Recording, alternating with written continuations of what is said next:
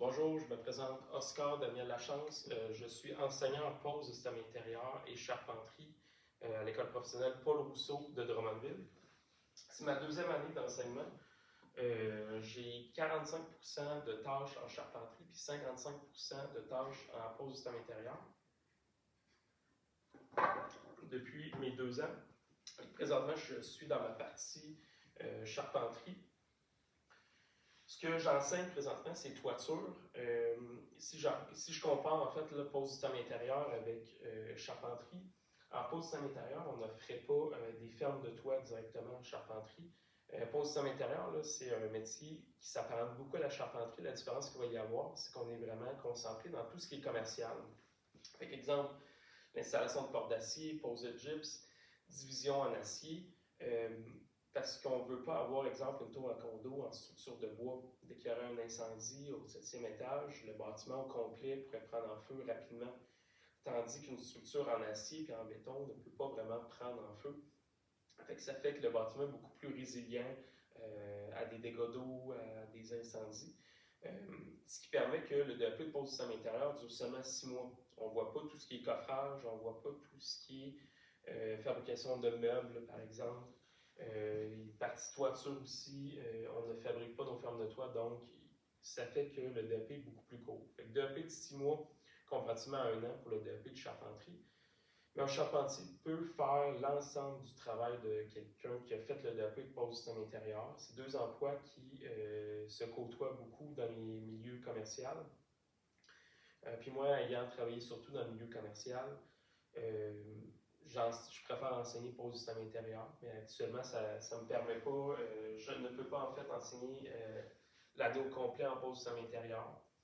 Dans les années futures, probablement, mais présentement, je ne peux pas.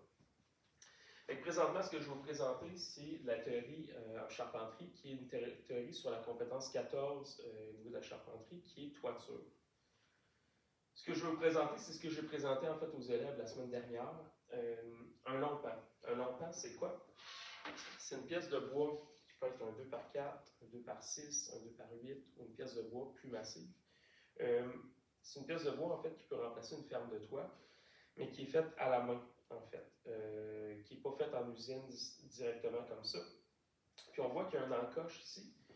Ce que ça permet, c'est que ça va être déposé directement sur notre structure de notre bâtiment. Par exemple, j'en ai un autre ici, longtemps de l'autre côté, pour faire exactement la toiture désirée. Donc, j'ai la bonne pente de toit, elle est bien déposée sur ma structure, sur mon mur porteur, par exemple. Pour construire mon toit, par la suite, je peux mettre mon contreplaqué, bardeau d'asphalte, peu importe. Souvent, lorsqu'on va faire des longs pans, c'est pas pour nécessairement du résidentiel, mais lorsqu'on va faire, exemple, un gazebo extérieur avec structure apparente, c'est le type de construction qu'on peut voir. Parce qu'aujourd'hui, les fermes de toit sont pas mal tous fabriquées en usine. Au niveau du coût, au niveau de la facilité, ici, il y a quand même beaucoup de calculs à faire là, à chaque fois pour faire un long pan, tandis qu'en usine, rapidement, on est capable de faire une ferme de toit qui peut être aussi moins coûteuse aussi que de prendre des grandes pièces de bois épaisses pour réussir à avoir une capacité portante suffisante. On va faire tout ce qui est calcul pour déterminer la longueur de notre long pan. Ici, si on regarde au niveau du tableau, on a différentes informations. On a, exemple, la portée. La portée, c'est la distance entre les deux murs porteurs, entre l'extérieur des deux murs porteurs. Les fermes de toit doivent être déposées et doivent correspondre à la portée du bâtiment. Donc, la portée, on l'a ici, la portée de 68 pouces, je vais l'écrire tout de suite. Nous avons une portée de 68 pouces. L'autre information qui est vraiment très importante, c'est notre pente de toit. Notre pente de toit, c'est un 7-12. Ce que ça représente, c'est qu'à chaque fois que je me tasse de 12 pieds, je monte de 7 pouces. Alors, je me tasse de 12 pouces et je monte de 7 pouces. Ça, c'est notre pente de toit. L'autre information qu'on a absolument besoin, c'est notre CI, qui est notre débord de toit, dépendamment comment, sur les chantiers, quel titre on lui donne. Mais souvent, le chantier, c'est le débord de toit. On a 10 pouces. Et ici, je vais l'inscrire ici. On a notre 10 pouces ici, et je vais l'inscrire ici aussi. On a notre 10 pouces ici, comme mesure.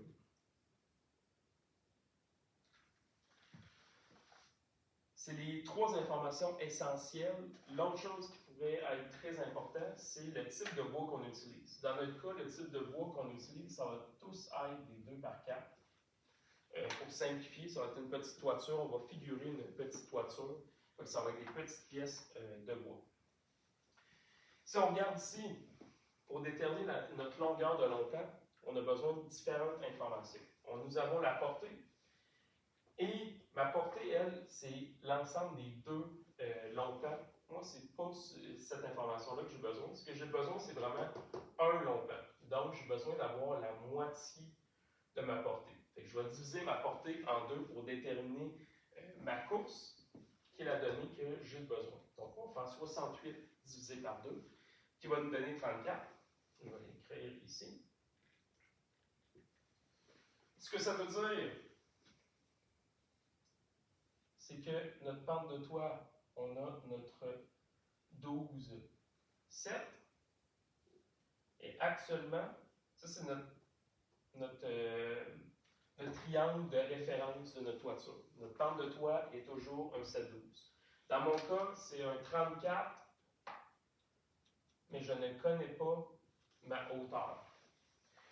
Il y a deux manières de trouver le x, fait qu'on peut utiliser Pythagore pour le trouver, ou le produit, ce qui est le plus simple, c'est de faire un produit croisé. Fait qu'on va faire le produit croisé. On va faire 7, 12 égale 34 sur x, qui est notre inconnu. Et je vais prendre ma calculatrice.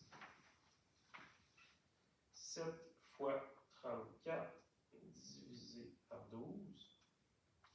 On arrive à 19,83 pouces. On arrive à 19,83. Sur mon ruban mesuré, 19,83 n'existe pas, vu qu'on est en pieds-pouces. On est dans des 1,8, 1,16, 1,32e.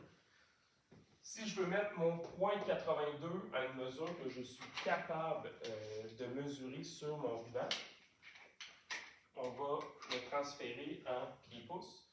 Donc, on va prendre 0,83 fois 16 va nous donner 0,83 fois 16. On arrive à 13,28. Ce que ça veut dire, c'est qu'on va éliminer notre 28 et on va garder notre 13. Fait que ça va être 19, 13, 16. Sur notre ruban mesuré, cette mesure-ci, c'est ce que ça représente. Nous avons 19, 13, 16. Fait que je vais l'inscrire tout de suite ici comme pour ne pas l'oublier. Fait que je vais l'écrire en .83. C'est ma mesure que j'ai. Après, ce que j'ai besoin de savoir, c'est cette mesure-ci. Pour savoir exactement la mesure théorique de mon longtemps, j'ai besoin de connaître mon x. Fait que pour connaître le x, là, il faut utiliser notre grand ami Pythagore.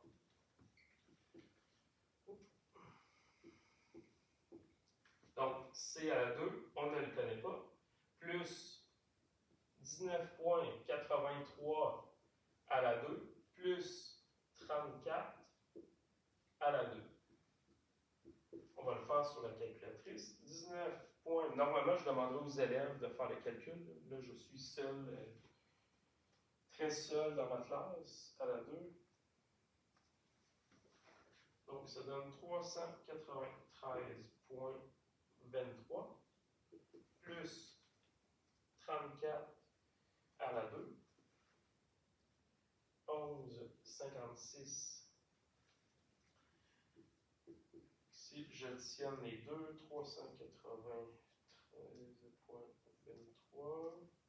Donc, on arrive à 1549,23. On va faire notre racine carrée.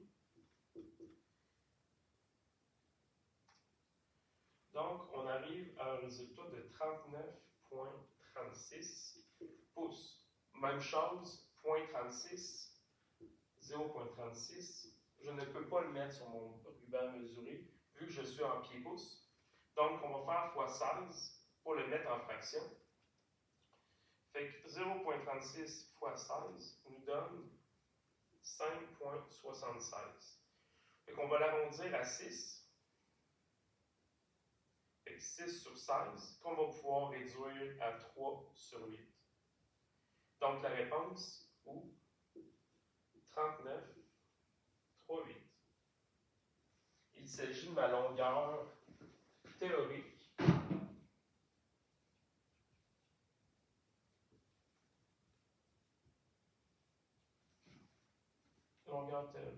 longtemps. J'ai une mesure de 39,38. Je l'écris en haut parce que c'est une mesure qui va être beaucoup plus importante que les autres mesures qui vont suivre. Là, je vois que le temps est déjà dépassé, fait que je vais m'arrêter tout de suite. Merci beaucoup.